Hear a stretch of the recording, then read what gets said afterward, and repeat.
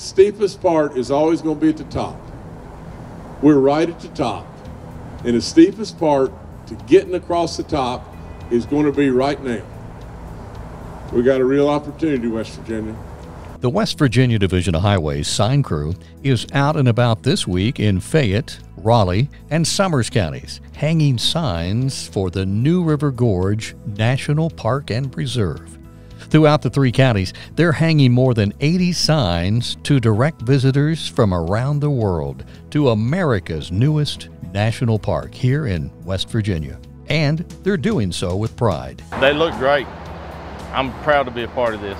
This is a collaborative effort that is now a reality, and it is on the way to becoming something that maybe, just maybe, none of us could have ever imagined what it really could become. We don't have that many national parks in this country, and now we have one in West Virginia.